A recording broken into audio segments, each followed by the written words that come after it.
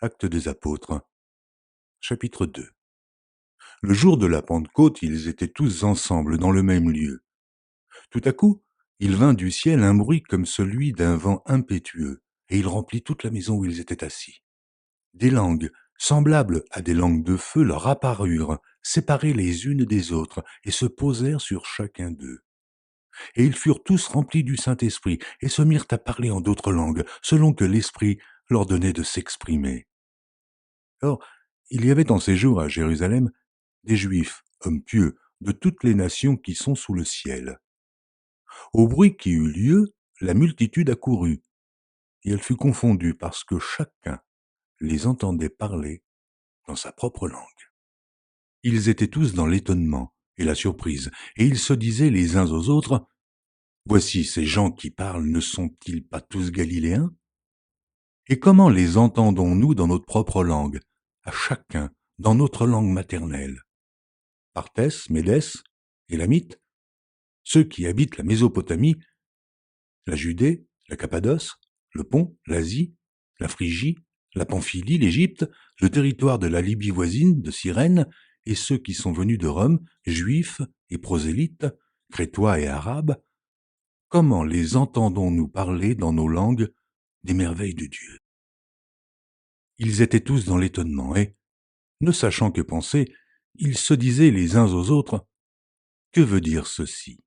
Mais d'autres se moquaient et disaient, « Ils sont pleins de vin doux. » Alors Pierre, se présentant avec les 11, éleva la voix et leur parla en ces termes. « Hommes juifs, et vous tous qui séjournez à Jérusalem, sachez ceci, et prêtez l'oreille à mes paroles. Ces gens ne sont pas ivres, comme vous le supposez, car c'est la 3e heure du jour. Mais c'est ici ce qui a été dit par le prophète Joël. Dans les derniers jours, dit Dieu, je répandrai de mon esprit sur toute chair. Vos fils et vos filles prophétiseront. Vos jeunes gens auront des visions et vos vieillards auront des songes. Oui, sur mes serviteurs et sur mes servantes, dans ces jours-là, je répandrai de mon esprit et ils prophétiseront. Je ferai paraître des prodiges en haut dans le ciel et des miracles en bas sur la terre, du sang, du feu et une vapeur de fumée.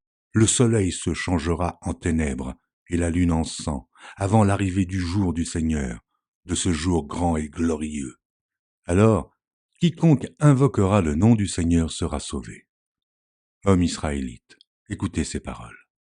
Jésus de Nazareth, cet homme à qui Dieu a rendu témoignage devant vous par les miracles, les prodiges et les signes qu'il a opérés par lui au milieu de vous, comme vous le savez vous-même, cet homme, livré selon le dessein arrêté et selon la prescience de Dieu, vous l'avez crucifié, vous l'avez fait mourir par la main des impies. Dieu l'a ressuscité en le délivrant des liens de la mort, parce qu'il n'était pas possible qu'il fût retenu par elle.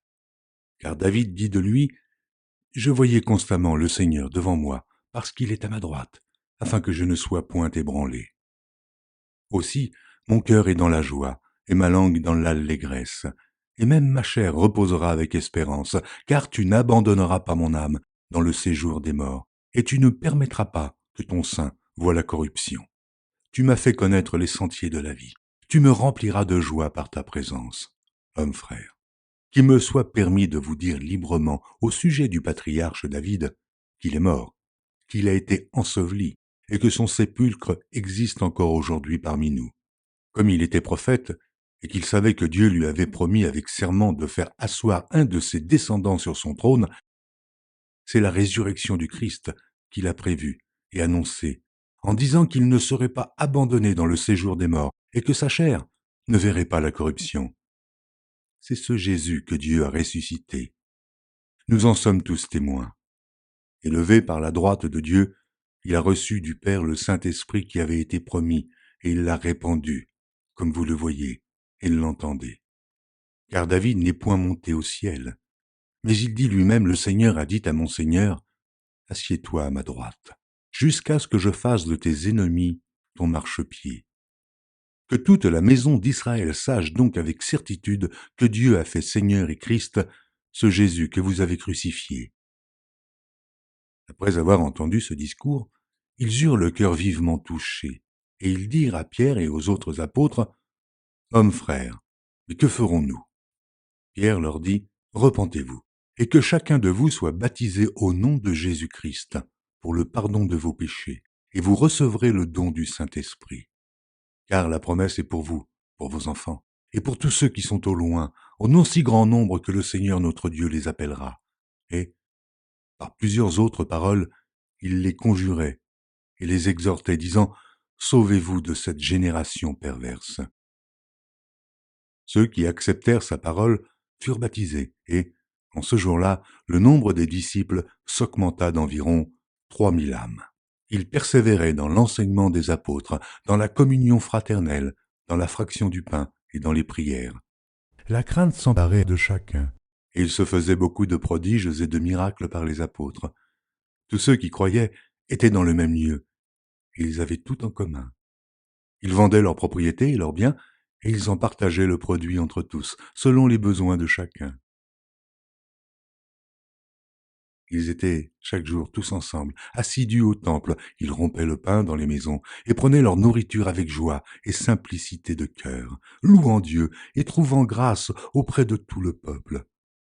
Et le Seigneur ajoutait chaque jour à l'Église ceux qui étaient sauvés.